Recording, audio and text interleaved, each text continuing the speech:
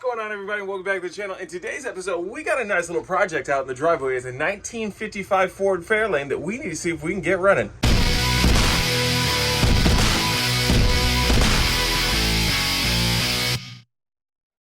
Thank you guys so much for tuning into this video. If you guys are new here, make sure to go ahead and hit that like button. It helps us out here on the channel. Make sure to hit that subscribe button. That way you see all the fun stuff that we have coming up. And go ahead and hit those bell notifications. That way you don't miss anything that we have coming up. Now, out to the driveway and let's start this video. Well, here it is, a 1955 Ford Fairlane. Now, this is not my vehicle. This is a neighbor's vehicle. He's looking at getting this thing ready to sell it. It's in pretty good condition. If you look at it, there's a crack here in this window. The seats probably need to be cleaned or refurbished, fix up the headliner. Again, over there on the door frame there, it needs to be cleaned up a little bit. Otherwise, it looks pretty good. I'm not seeing any rust around the vehicle. It looks like we're missing a badge that probably went there at some point in time.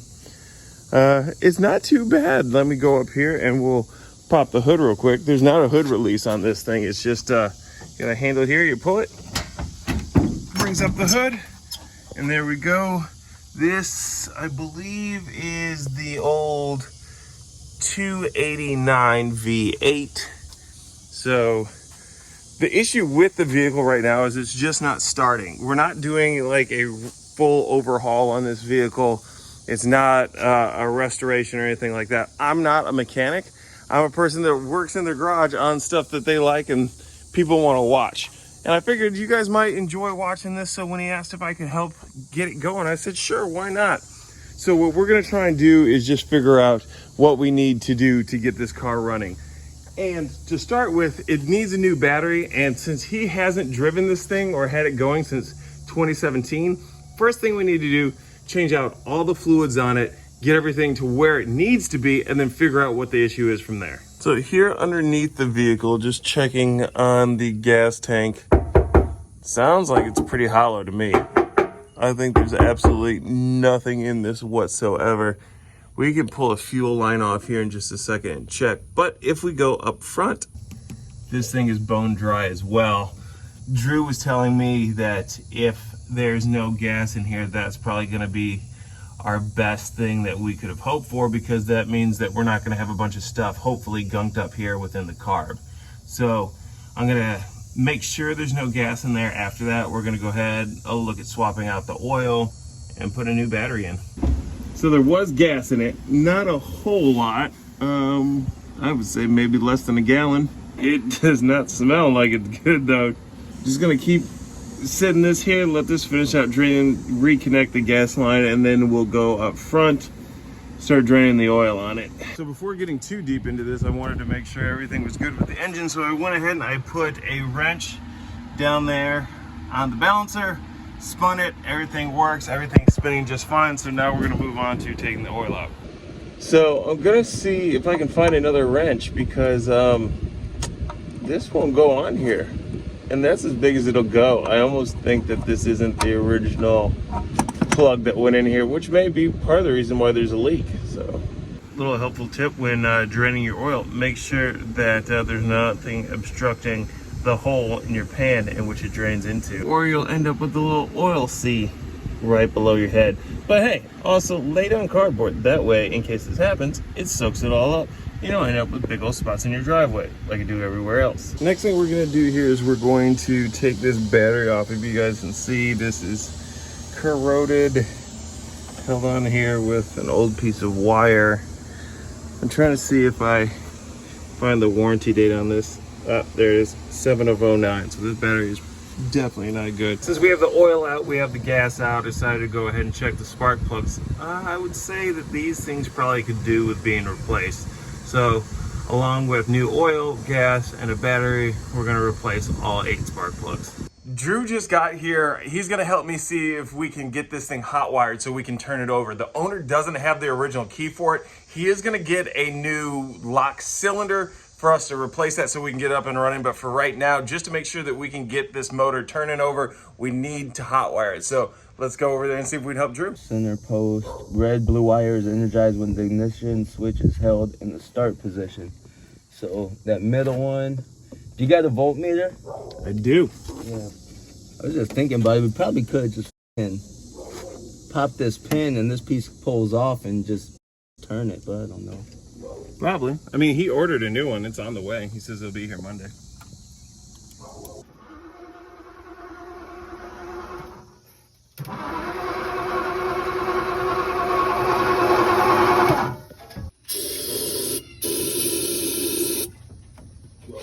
I keep spraying that shit while he's turning it over.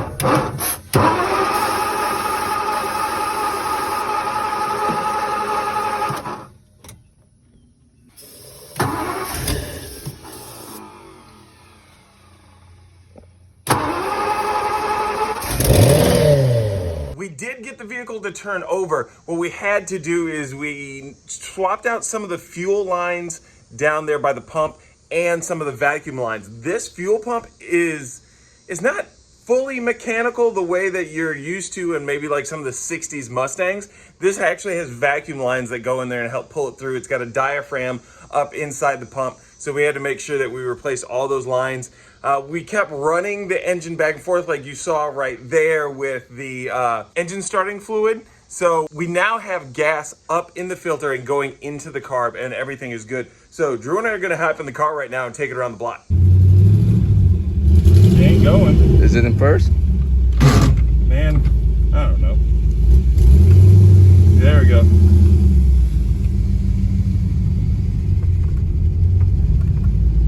Oh, yeah. Is it stopping? Slowly. Yeah, it probably needs it. As long as it's been sitting, probably has moisture in the line, maybe air in the line. Probably maybe blew them out. Does the horn work? No. Nope. Got the whole family out to see us.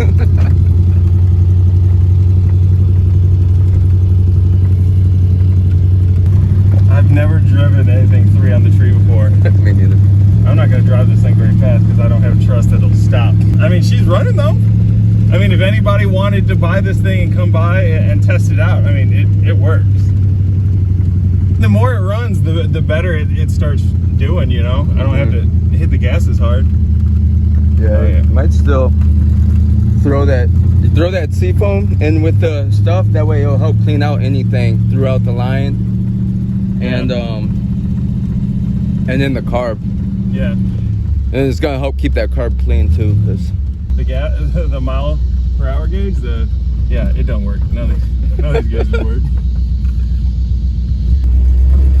you're just gonna pull it straight in. Yeah, because I don't know how to get it in reverse. The owner went ahead and asked me to fix this and get the bezel around the outside. It looks like what we need to do is put one bolt right here, which will bring this back up. This here acts as kind of a hook up inside, and then there's one screw that goes in down here, which I'll show you on the actual bezel.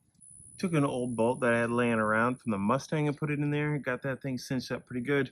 And then here's the bezel. This piece right here catches on this, if you can see it. There you go, that little nub right there. And then down here at the bottom, you got the one screw that holds it in on the bottom. And with a twist of the old screwdriver, she is back on there. Nice. So the last thing we need to do is change out the ignition switch here on the Fairlane. This one's a little bit different than what I'm used to, but it seems pretty straightforward and pretty easy. So if you guys see right there, that pin that sticks out, you have that on the actual ignition switch. You push that in, pop it out, and swap to the new one. Here you can see the little pin. Yep, we just need to remove that, slide this in. One thing I found out with these old master cylinders, like I said, there's a pin right in there. Everything I read said that you need a key to be able to remove this. I also saw if you don't have a key, all you have to do is drill it out. I didn't do either one of those. What I did was I took these needle nose pliers and I put it up against the pin, squeezed really tight in there and broke the pin and pulled it out. And the master cylinder fell out onto the ground. So now all I need to do is make sure I get this lined up inside here so that I can put everything where it needs to be and we'll be good to go. It's it's in there. All I had to do was line up the plastic piece at the bottom. All I did was use my screwdriver to turn it, dropped it down in there, and now our key's in place, and we should be able to take all these wires off that we had put on to just jump it and put everything back in place. We'll be good to go. Now that we got the new ignition cylinder in there, what we're gonna do is connect back up our battery.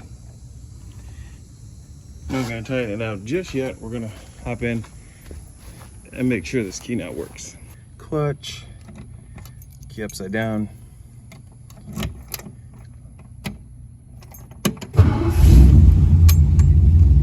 Golden.